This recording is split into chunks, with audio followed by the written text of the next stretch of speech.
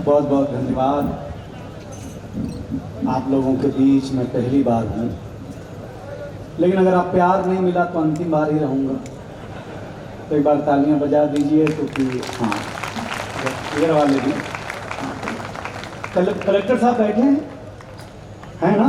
Sir का हाथ उठ जाए तो मुझे आवाज़ हो जाए। सर बस बस बस, वो बैठे हैं तो बस मुझे आनंद आ गया। अच्छा, हाँ, क्यों बताते हैं। सर, एक तो आप इतने खूबसूरत हैं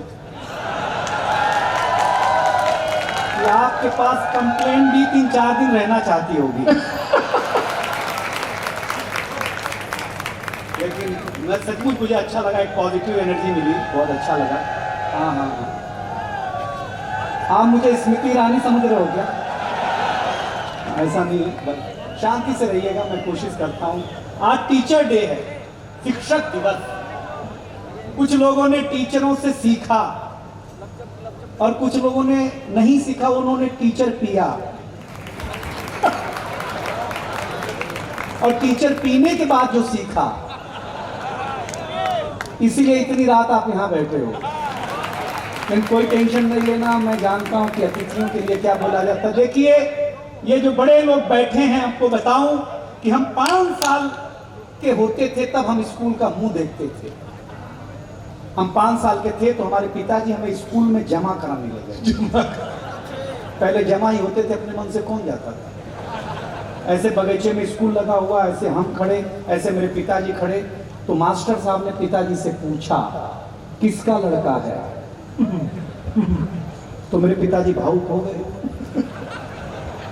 बोले मास्टर साहब आपका ही है।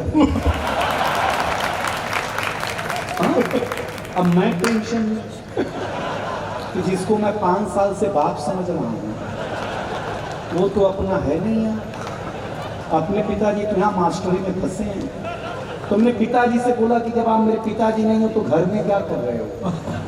तो पिताजी ने बोला, बेटा ये संस्कार बस कहना पड़ता है।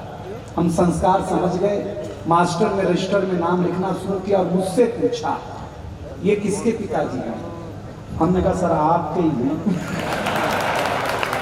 जब हम आपके बेटे हो सकते हैं तो ये भी तो आपके बाप हो ही सकते, इसमें क्या अंतर है? सर, ये हमने अपनी स्कूली व्यवस्था से सीखी। मेरे पिताजी सर डीएम कार्यालय में, कलेक्टर कार्यालय में क्लर्क थे। अच्छा, तो जब भी कोई कलेक्टर साहब आते तो घर आके 10 लाख मारते और बोलते ऐसी पढ़ाई कर, कलेक्टर बनो।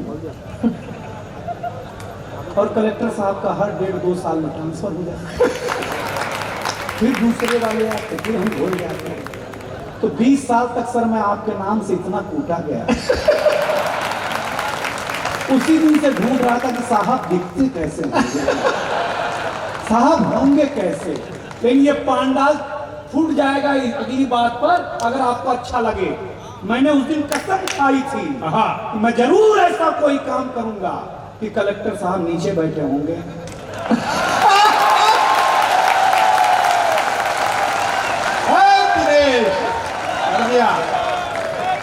और ऊपर से मैं उनको सुना रहा हूँ। आज पता चला कि सवलिया सरकार के घर में देर है।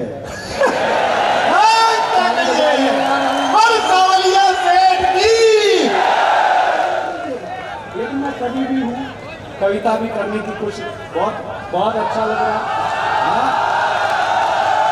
ये कविता का रंग आप पर बादल भैया ने चढ़ाया, डॉक्टर कुमार विश्वास, हमने बचपन में पढ़ा है। आवाज। अच्छा, कहाँ आवाज नहीं आ रही? हाथ उठा के बताओ। अब जब आवाज नहीं आ रही तो हाथ कैसे उठा रहे हो? सारे कलेक्टर बनोगे भैया? हाँ, बस बहुत अच्छा। अब क्या है कि हम राजनीतिक नहीं होना चाहते। हम मूलतः गोरखपुर के हैं, फिर भी नहीं होना चाहते। हाँ, ये जान लेना आप लोग। मुझे अपने रंग में थोड़ी देर रहना तो। देखिए, एक निवेदन कर दूं आपसे बड़ी विनम्रता से। सावलिया सेठ, देखिए ये प्रेम सुना के गई सर। हम गोरखपुर वाले प्रेम सोच नहीं सकते। ऐसा आदमी बिठा रखा है हमने कि न वो करने दे न करे। अच्छा, मरे हम आपकी पुलिस को यहाँ जनता बिठा रही, हमारे यहाँ प्रेमी बिठा रही होती है भाई साहब। सही बता रहे हैं, लेकिन कविता का रंग जरा मुझे बताए। सवलिया सरकार में पहली बार हूं, अपनी किस्मत बदलना चाहता हूं, क्योंकि ये कविता का रंग जब हरिवंश राय बच्चन की कलम में उतरा, उन्होंने लिखा रंग बरसे भीगे चुनर वाली, ये रंग आस्था की चौखट पर पहुंचा तो मीरा ने गाया, श्याम पिया मोरी रंग दे चुनरिया, ऐसी रंग दे कि रंग नहीं छूटे रामा, धोबिया धोए चाहे सारी दुनिया। ये रंग फिल्मी पर्दे पर उतरा तो सुनील दत्त साहब ने कहा कि रंग और नूर की बारात किसे पेश करूं, ये मुरादों की हंसी रात किसे पेश करूं। ये रंग शायरी में आया तो शायर ने लिखा, इसी रंग रंग में रंग है, तुझे रंग रंग में रंग दिया, मेरा रंग आया है रंग पर, तेरा रंग चढ़ के उतर गया। ये रंग कविता में आया तो कवि ने लिखा, इस रंग बदलती दुनिया में मैं रंग बेचता हूँ, ये जरा महफिल जवान हो। ये रंग जब 18 साल के नौजवान के सर चढ़ करके बोला तो गली गली में भगत सिंह ने गाया, मेरा रंग दे बसंती चोला मारा।